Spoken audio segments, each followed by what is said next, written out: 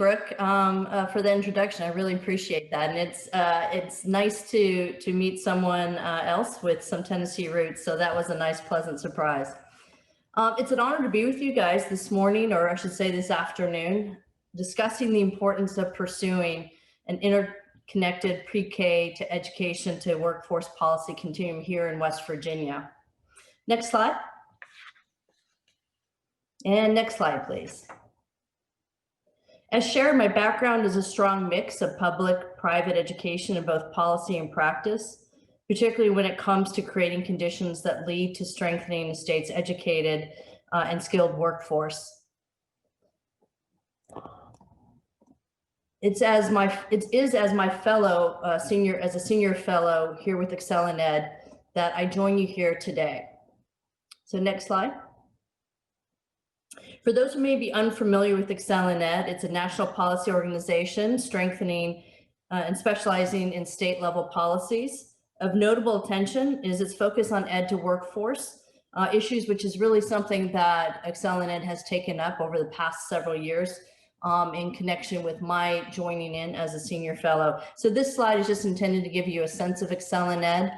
And if there's anything along this line from our conversation that you want to pursue following, you'll see at the bottom of my slides, you'll see the URL to ExcelinEd. Next slide. So looking at our time together, I hope to hit on why an ed to workforce policy continuum should be followed by any state. And along the way during our time together, I'm going to pause and have us kind of capture and reflect our impressions on thoughts that pertain to this policy continuum focus. So go ahead, let's go to the next slide.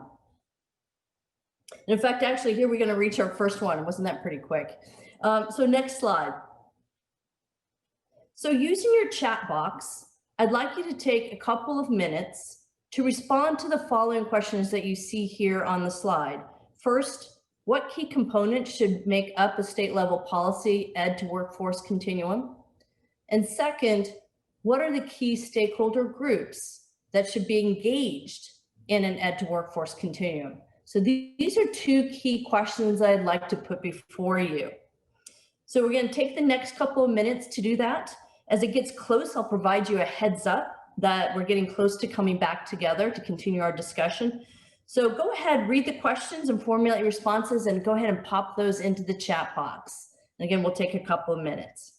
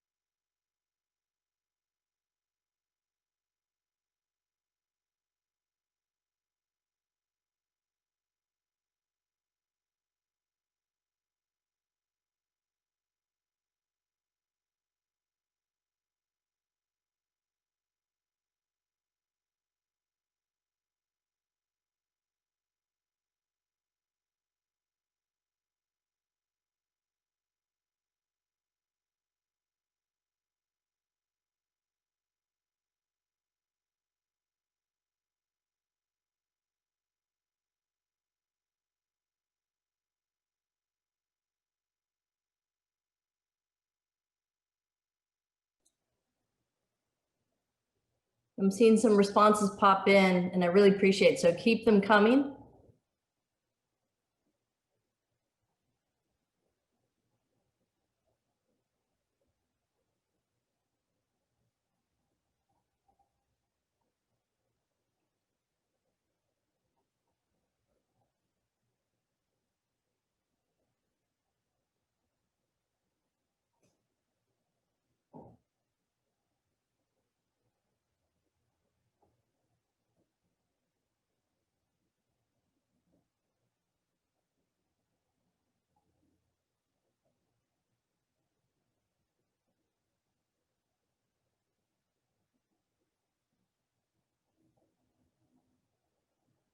All right, about 30 seconds more.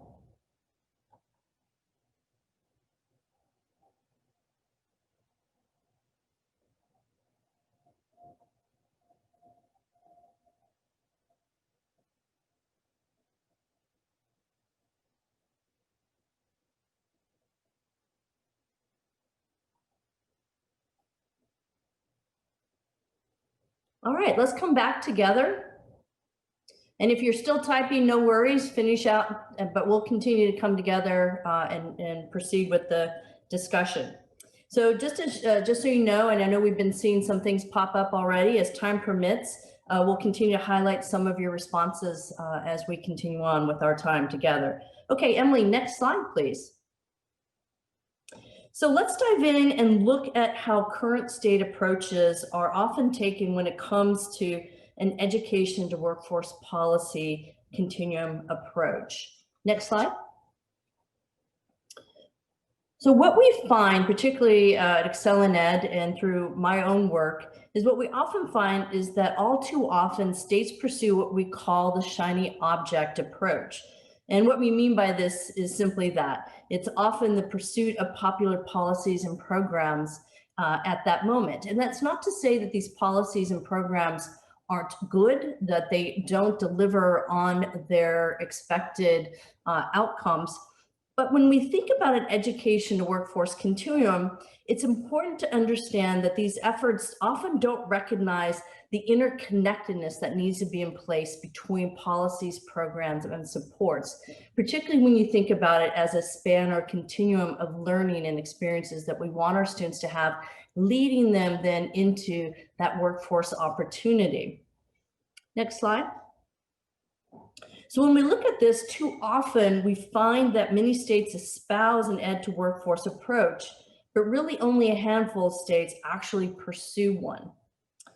To be successful, we believe that states need to ensure their efforts reflect a connected education to workforce continuum from policy to practice. And so our time together today really will be spending kind of unpacking what does that mean. Now, granted, our time is somewhat constrained, but I really hope that by the time we conclude today, you'll have a strong understanding of the importance of that ed to workforce continuum. Next slide. So why is a comprehensive ed to workforce continuum approach critical for a state? Really critical for West Virginia to pursue? Let's go ahead and consider the following. Next slide. First, states are only as strong as their tax base, which is only as strong as the state's workforce is to its economic priorities.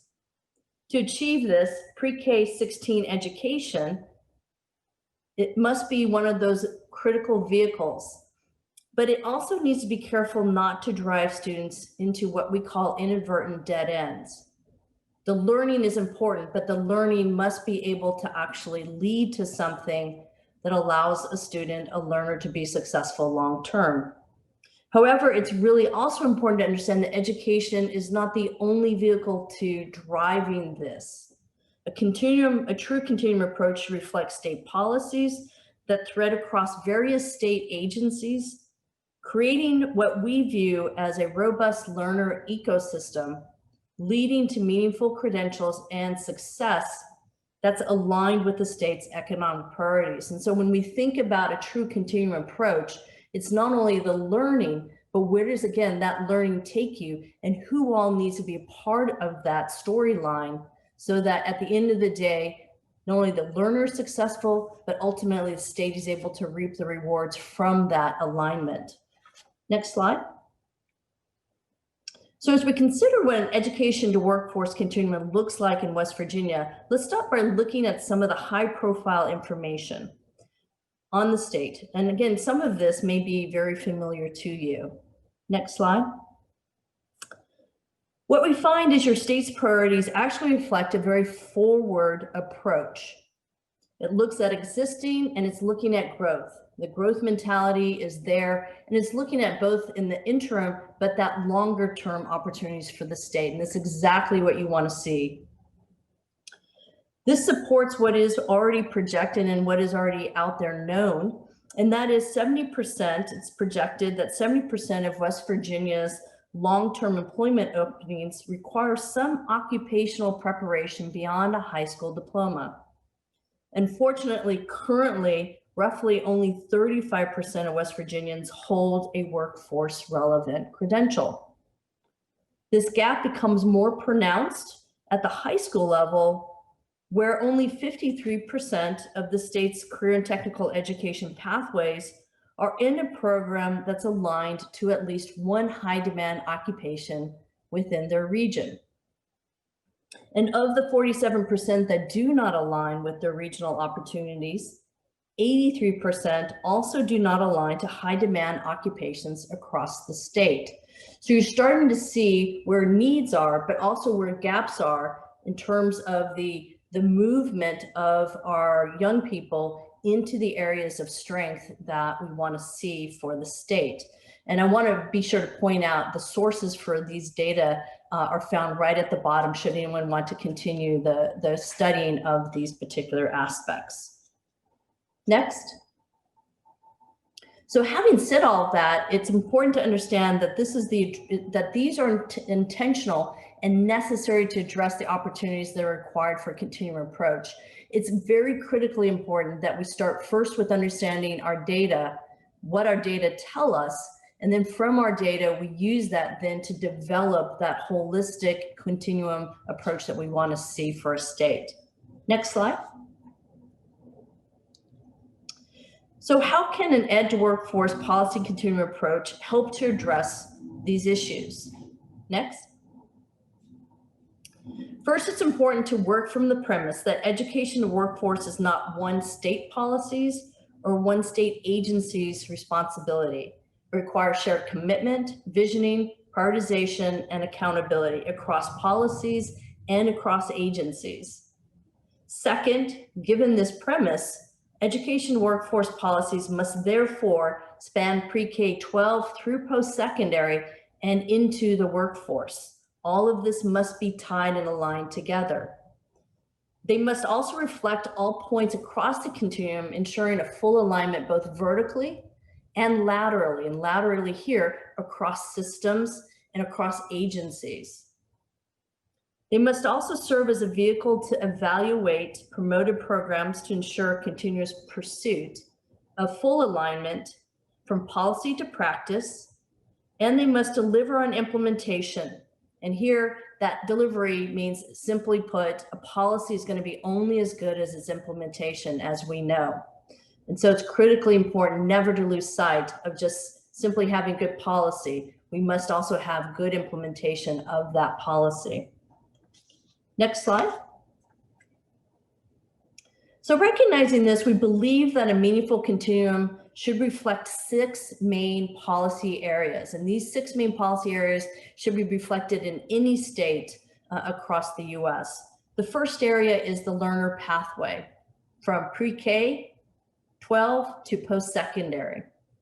The second area is that post-secondary acceleration, both at the secondary level or high school level and also the post-secondary level. How do we move and accelerate our learners at a quicker clip, ensuring that they are more likely to graduate with what we see as the third policy area, and that's that credential attainment. It is not enough to get somebody enrolled in post-secondary. We must see that attainment of credential. The fourth area is the learner workforce readiness. And complementary to that, that fifth area is the workforce employer engagement. This is a critical engagement that oftentimes states overlook in the pursuit of just simply ensuring that somebody receives a credential. So we make sure that that's a part of the policy areas that we talk about. And the last area, the sixth area, is around continuum alignment and program quality indicators. As you guys know, it's exceedingly important that if we have policy and practice, how do we know that that's actually hitting on the key deliverables that we want to see? And so we call out also policies that are intended to help drive that quality assessment to make sure we're delivering and we have the outcomes that we want to see. Complementary to these policy areas and already highlighted, the continuum must clearly reflect and span these areas, these systems, the pre-K-12, the post-secondary system, which includes registered apprenticeships, and our workforce system and stakeholders. Combined and together, this creates what we believe is a strong, robust education to workforce policy continuum for a state to follow. Next slide.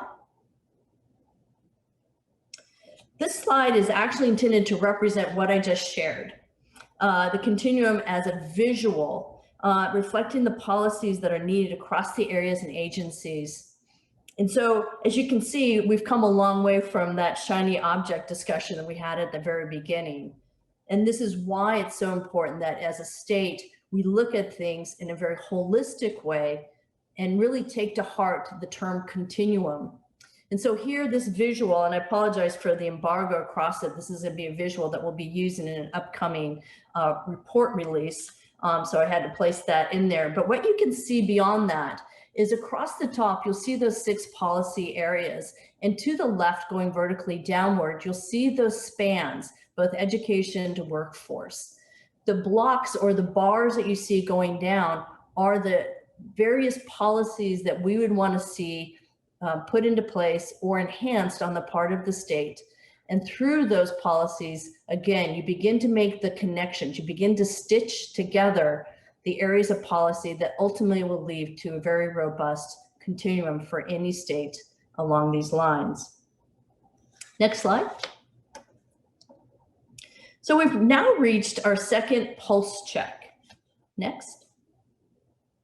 Using your chat box, please take a few minutes to respond to the following question. When you consider your state, when you consider West Virginia, where or why does enacting ed to workforce continuum policies become difficult? Again, when you consider your state, where or why does enacting ed to workforce continuum policies become difficult? So let's take a couple of minutes and again, go into your chat box, provide what your thinking is. And then as we get closer to the end time, I'll bring us back out and we'll continue our time together.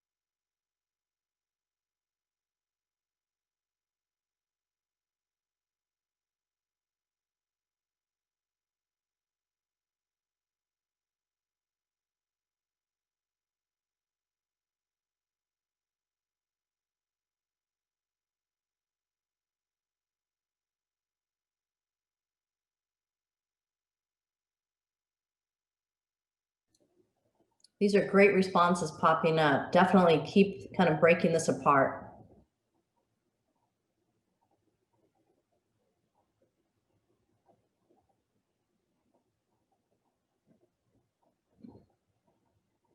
About 30 seconds more.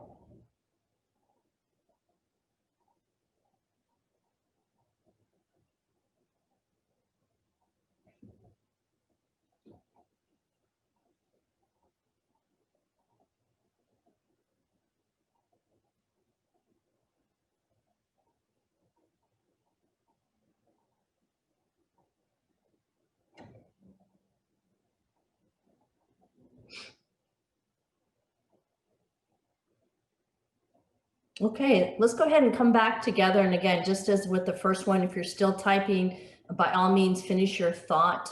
This is a very important question, and often this is the question that typically trips up a lot of states.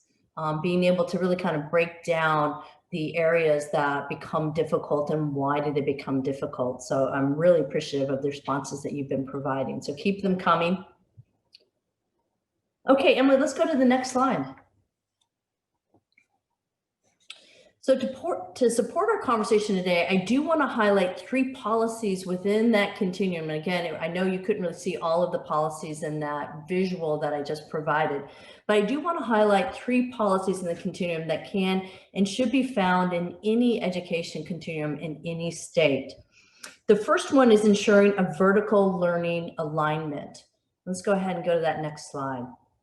So on this slide, I want to call out the relationship between a strong policy and what it should reflect in practice. So what you see here at the top is just a kind of listing of what a policy would be. This is one of the policies that we have in the continuum, which is vertically aligned high quality CTE pathways. You'll see then just a general policy description. What does that mean? What should that look like? And then the rationale for that, and this is, again, so critically important. That's why we asked that question just a few seconds ago, is understanding why is it that this policy is needed? What is it intended to drive and to achieve? So in this case, when we think about a vertical alignment, you have that information above you. But when you look at the visual down below, this gives you an even better feel for why we want to have this as a critical component, almost like a non-negotiable, you might say, in a continuum. And that's really understanding that a learner's learning should be a vertical, fully aligned experience for the learner. It means then, therefore, there are on and off ramps for that individual. It means that they have the opportunity to come in and out of their education as they go in and out of the workforce. And so as we think about the vertical, this visual really helps to paint that strong picture of what we would want to see. Next slide. The second policy that I want to highlight from the continuum is work-based learning. This is a program that we're all very familiar with, but I want to break it down a little bit more clearly as we think about work-based learning going forward. Next slide. Again, I want to call out the roles and relationships that are essential when strong policy is fully linked to practice. Here, work-based learning intentionally spans K-12, post-secondary, and the workforce, both in policy and in program. Oftentimes, when we think about work-based learning, what immediately and only typically comes into mind is an internship or a job shadow or an apprenticeship. But really, when we think in a robust way about work-based learning, it actually is as well a continuum of experiences that lead to that workforce readiness we'd want to see in our students, both from K-12 all the way through post-secondary. So again, at the top, you'll see that policy, you'll see a description of that and a policy rationale. Why, again, do we want to have something that allows for a meaningful experience for our students? The visual down below is just simply to help you understand further how you would kind of build and play off of those experiences as a student moves through pre-K-12 into post-secondary and then into the workforce. And so you can see how we have that laid out. And certainly there's a lot more to unpack around work-based learning, but I hope this visual helps as it relates to the policy that we put forward around work-based learning. Next slide. The third and last policy focus that I want to highlight from the continuum is actually ensuring the alignment of promoted credentials with workforce demand and value. And this gets back to that poll question that was offered at the very beginning. So next slide. So this slide's a little different than the other two, but this is intended to really kind of get to the heart of the matter around credentials. This slide actually reflects one of our just released credentials matter analysis. I've included the links at the bottom of this slide so you can continue your learning on this piece going forward. But though West Virginia did not actually contribute data to this national scan, I want to call out 3 key points from our analysis and which reflect why we believe this is also a key component of policy when you think about an ed to workforce continuum.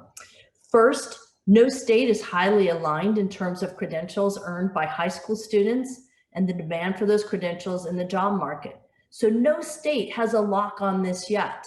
We have a lot of states who are moving forward and really trying to make these alignments happen, But right now, no state is highly aligned in terms of credentials earned by students and the demand for those credentials in the job market. And as mentioned, in fact, we found that only 18% nationally of our study have where the credentials earned by the K-12 students are actually in demand by employers. That means the rest of that, the rest of the credentials that we have our students earning are not looked upon as valued by employers. Doesn't mean that they can't be useful, but from an employer standpoint, it's not required, it's not necessary. And in fact, brings me to the third point, and that is of the top 10 demanded credentials by employers nationally, only 3 of the top 10 credentials earned by students, in this case, certifications earned by students, actually fall in that top 10 demand. Again, let me say that only 3 of the top earned credentials by students actually fall in the top 10 demanded by employers. That is a huge gap. That is a huge disconnect between what we're moving students toward and through and what we see in terms of workforce demand from employers. Now, again, lots of things that you can break down from this, but it's important to call this out as we think about the continuum. Next slide. This brings me to our last pulse check.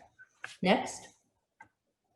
So what resonates most with you about an education to workforce continuum approach?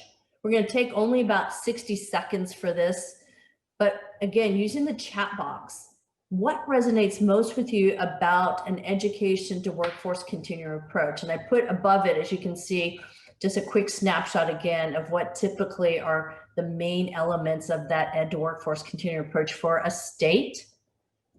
So go ahead and take that again. We'll take about 60 seconds on this, and then I'll bring you guys back together.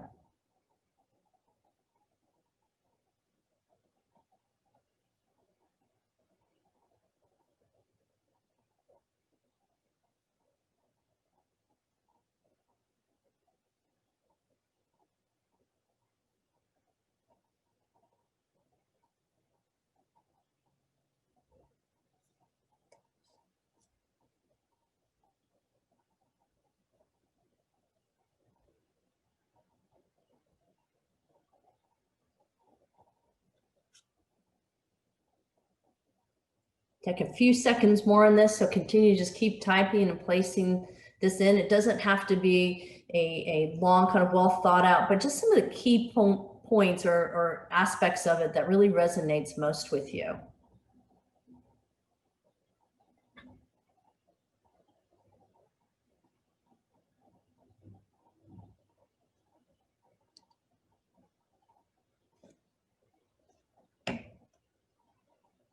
All right, let's come back together.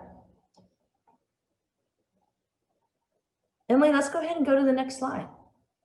All right, before we open the session up for questions, I want to share several resources that will further your exploration in this area. I mean, recognizing that, quite frankly, I could have spent an entire day breaking these apart, so my apologies not for being able to do that. But because of that, I do want to make sure that we provide some resources for continued conversation after we wrap up today. So next slide.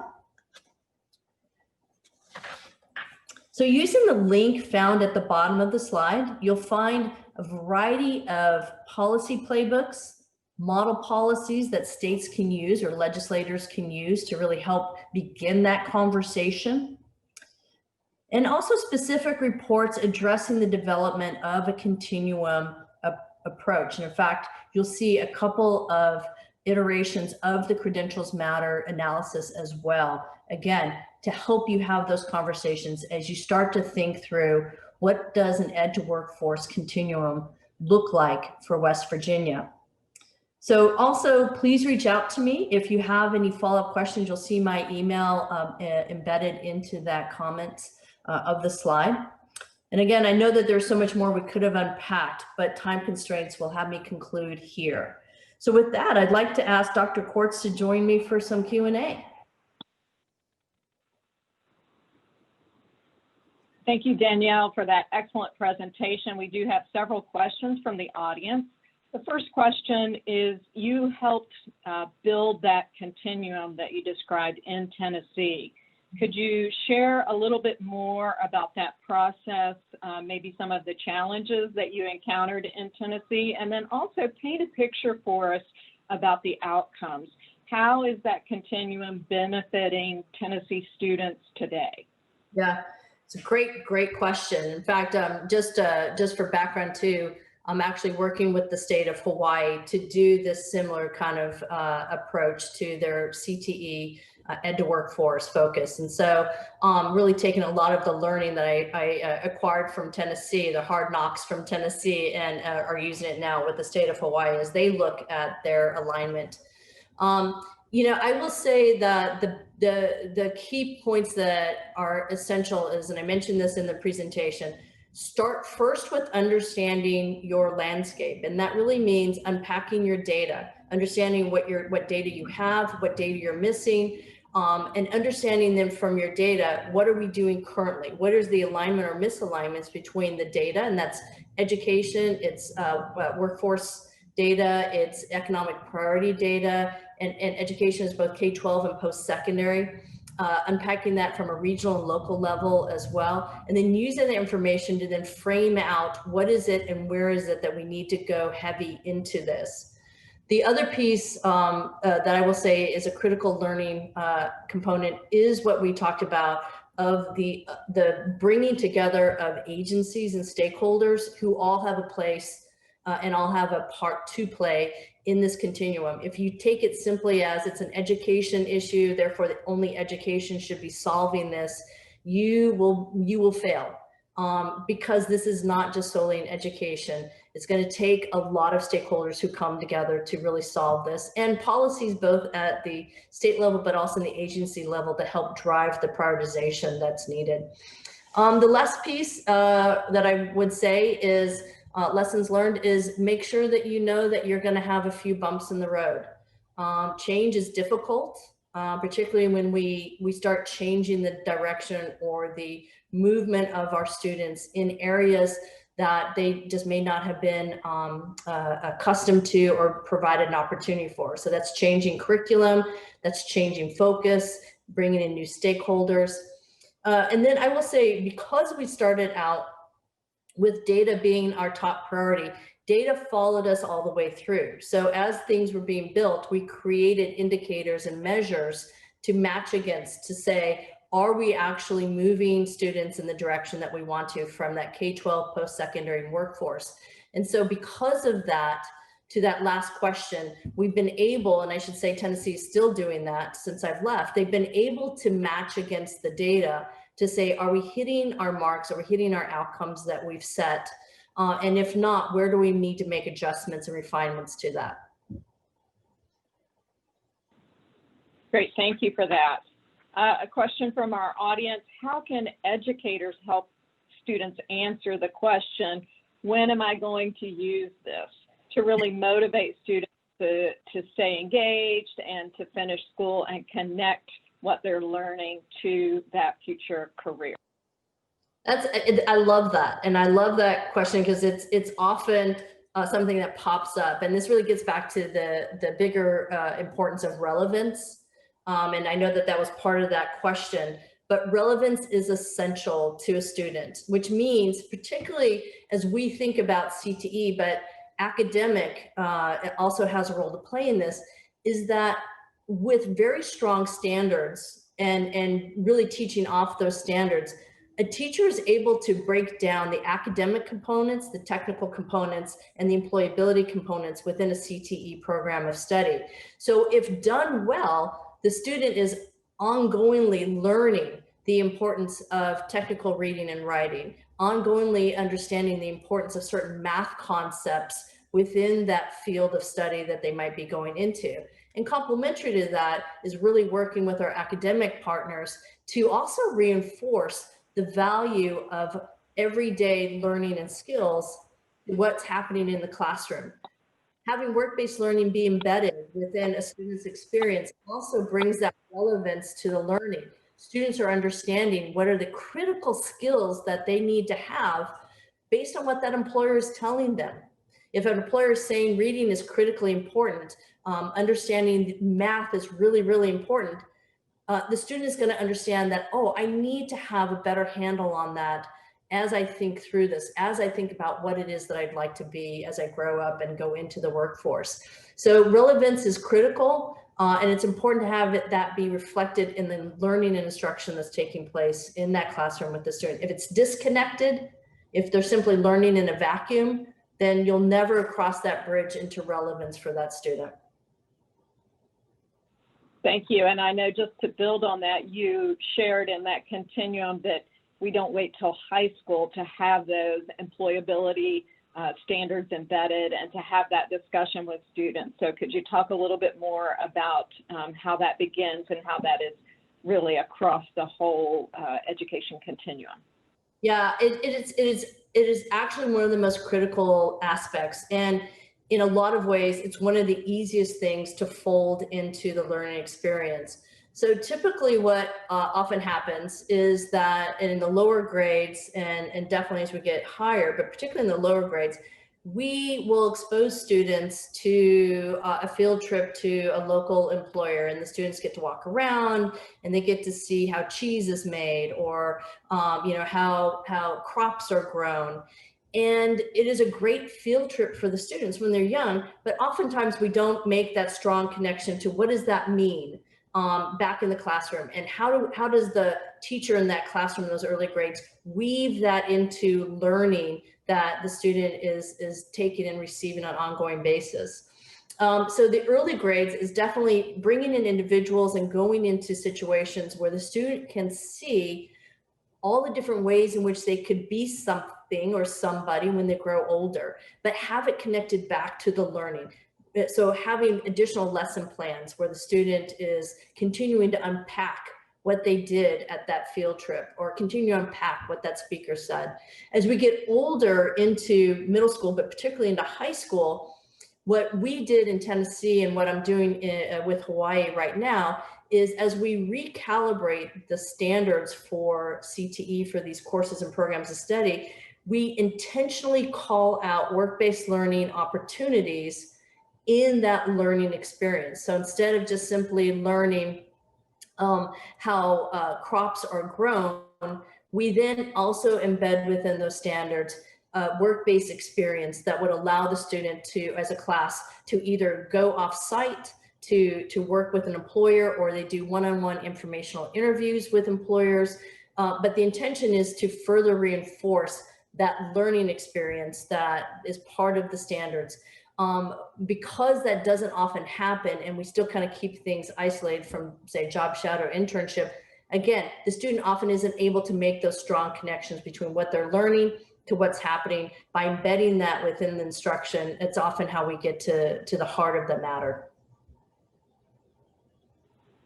Thank you. So we're now going to jump from the early end of the education continuum to that upper end, specifically talking about attainment, college attainment, whether that's a certificate, a 2-year degree, or a 4-year degree. What policies should the state pursue in order to increase attainment, specifically alignment between attainment and workforce needs? It's a great question, and I love the fact that we looked at post-secondary across the spectrum of credential attainment. I think where the biggest trip up is when folks say college or career, and largely because a lot of folks think of college then at that point as a 4-year degree. And really, we need to think about it as also a spectrum of attainability. It's anything post-high school diploma. And so thinking about it from that perspective is critically important. That vertical learning pathway that I shared at the very beginning is essential to answering that question. Is that if you are, and you have all the agencies and the right stakeholders from the state engaged in this conversation, then what you're working to try and achieve is that the movement of the student through K-12, and particularly in high school, should fully align with the opportunities that are at the post-secondary level. And for the student to be a savvy consumer at that high school level to understand, one, what are my interests and where do I want to be? But two, what are the things or ways in which I can continue my learning? Even if you're a skilled trade, say for example, welding, we want students to have certifications, whether attained within the high school or they go into a technical college or a college setting where they can get a short-term or long-term certification or certificate, the intention here is that because everything is vertically aligned, what we're doing in K-12 aligns with the program opportunities and credentials at the college level. And then further on, the student can see very clearly what they need to do in order to move into that occupation that they're most interested in, but they can also see the staggered stepping of what they can achieve. And again, it goes back to that on and off ramps that I shared in that visual. That helps to address then that, again, that continued alignment from agencies and systems to what a student actually is experiencing when they leave with credentials. And those credentials should be stackable. And just to dig into that a little bit more, were there specific policies in Tennessee that really moved the needle for that attainment issue?